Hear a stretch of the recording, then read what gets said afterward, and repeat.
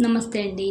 ఈరోజు నేను చాలా సింపుల్గా ఇంట్లో చేసుకునేలాగా మన ఫంక్షన్లో వేస్తారు కదండి, దొండకాయ కొబ్బరికాయ వేపుడు అలా చేస్తున్నానండి. చాలా సింపుల్గా చేసేసుకోవచ్చు. ముందు నూనె పెట్టుకున్నానండి. మనం తాలింపు వేసుకుందాం. జీలకర్ర ఆవాలు,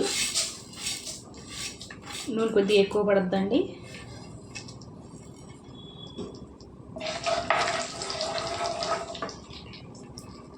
నాలుగు ఎండుమిర్చి అండి. మనం ఇందులో కారం వాడమండి, పొట్టి పచ్చిమిరపకాయలేనండి, ఎండుమిరపకాయలు, కొద్దిగా కరివేపాకండి,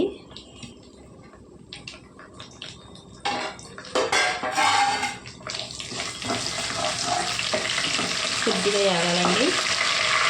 చూడండి, 1/2 కేజీ దొండకాయలండి. ఉప్పు పసుపు వేసి ఉడకబెట్టుకుంటున్నానండి. ఒక్క పొంగు రాగానే తీసేసుకున్నానండి. ఇవి వేసేసుకున్నాం. ఇప్పుడు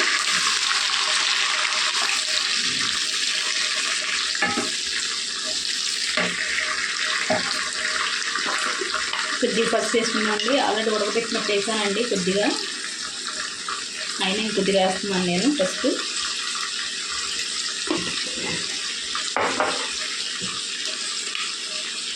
ఇచ్చేస్తున్నానండి. ఉప్పు పసుపు వేసుకుంటే తొందరగా వేగిపోతాయి ముక్కలు. రుచి చూసుకొని వేసుకుందామండి. నేను ఆల్రెడీ కొబ్బరి పచ్చిమిర్చి మిక్సీ వేసుకొని ఉంచుకున్నానండి. అందులో కూడా కొద్దిగా నేను ఉప్పు వేసుకున్నాను. 2 నిమిషాలకు ఒకసారి ఇలా కలుపుకుంటే వేసుకోవాలండి. ఇది హైలోనే చేసుకుంటే తొందరగా అయిపోద్దండి. మంట హైలో పెట్టుకోవాలండి.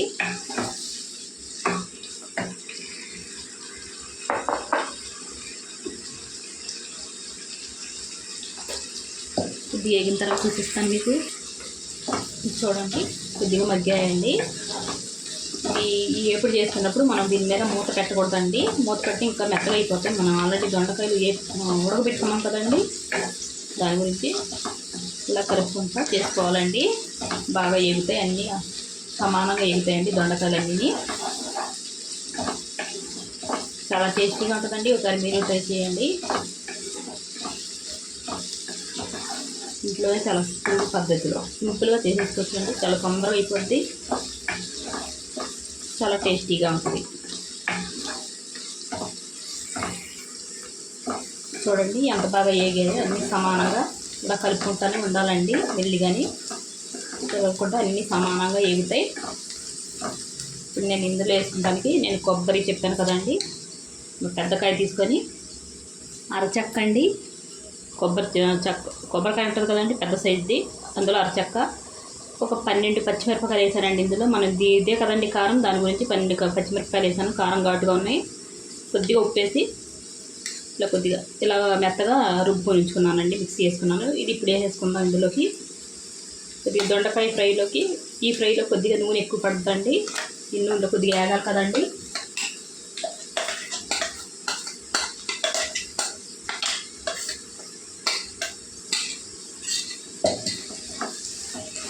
బాగా వేసుకోవాలండి. ఇప్పుడు రెండు కలిపేసి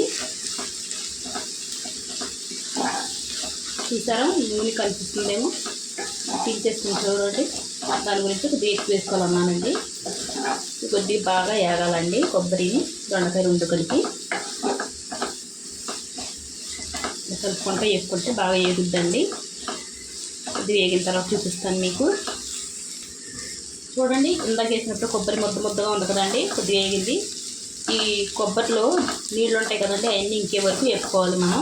వేసుకుంటే బాగా కమ్మగా ఉంటుందండి. వేపుడు ఇలా కలుపుకుంటూనే ఉండాలి, కింద మాడకుండా ఉంటుంది. లేకపోతే కింద వేగిపోద్ది, పైన పచ్చిగా ఉంటుందండి కొబ్బరి. వేగిన తర్వాత చూపిస్తాను మీకు మొత్తంగా. చూడండి ఎంత బాగా వేగిపోయిందో, పొడి పొడిగా వచ్చేసి చూడండి. బాగా వేగి వాసన కూడా చాలా బాగా కమ్మగా వస్తుందండి. ఇంతేనండి, చాలా కమ్మనైన దొండకాయ పచ్చి కొబ్బరి వేపుడు చాలా సింపుల్గా చేసేసుకోవచ్చు.